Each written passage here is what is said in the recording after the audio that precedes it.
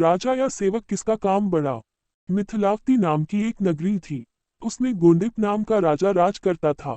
उसकी सेवा करने के लिए दूर देश से एक राजकुमार आया। वह बराबर कोशिश करता रहा, लेकिन राजा से उनकी भेंट न हुई। जो कुछ वह अपने साथ लाया था, वह सब बराबर हो गया। एक दिन राजा शिकार खेलने चला। राजकुमार भी साथ हो लिया। चलते चलते राजा एक वन में पहुंचा। वहां उसके नौकर चाकर बिछुड़ गए।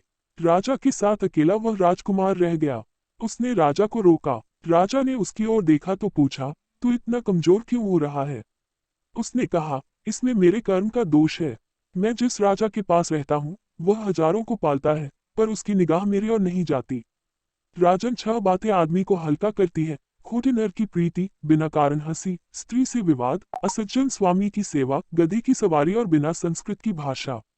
और हे राजा, ये 5 चीजें आदमी के पैदा होते ही विधाता उसके भाग्य में लिख देता है: आयु, कर्म, धन, विद्या और यश। राजन, जब तक आदमी का पुण्य उदय रहता है, तब तक उसके बहुत से दास रहते हैं। जब पुण्य घट जाता है तो भाई भी बैरी हो जाते हैं।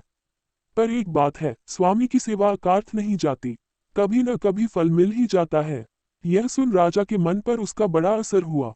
कुछ समय घूमने घामने के बाद वे नगर में लौट आए। राजा ने उसे अपनी नौकरी में रख लिया। उसे बढ़िया बढ़िया कपड़े और गहने दिए। एक दिन राजकुमार किसी काम से कहीं गया। रास्ते में उसे देवी का मंदिर मिला। उसने अंदर जाकर देवी की पूजा की। जब वह बाहर निकला तो देखता क्या है, उसके पीछे एक सुंदर स्त्री चली आ रही है। राजकुमार उसे देखते ही उसकी ओर आकर्षित हो गया। स्त्री ने कहा, पहले तुम कुंड में स्नान कर आओ, फिर जो कहोगे सो करूंगी। इतना सुनकर राजकुमार कपड़े उतारकर जैसे ही कुंड में घुसा और गोता लगाया कि अपने नगर में पहुंच गया। उसने जाकर राजा को सारा हाल कह सुनाया। राजा ने कहा, यह अचरज मुझे भी दिखाओ। दोनों घोड़ों पर सवार होकर देवी के मंदिर पर आए। अंदर जाकर दर्शन किए और जैसे ही बाहर निकले कि वह स्त्री प्रकट हो गई। राजा को देखते ही बोली, महाराज, मैं आपके रूप पर मुग्ध हूँ। आप जो कहेंगे वही करूंगी। राजा ने कहा, ऐसी बात है तो तू मेरे इस सेवक से विवाह कर ले। स्त्री बोली, यह नहीं होने का। मैं तो तुम्हें चाहती हूँ। राजा ने कहा, सज्जन लोग जो कहते हैं उसे निभाते हैं।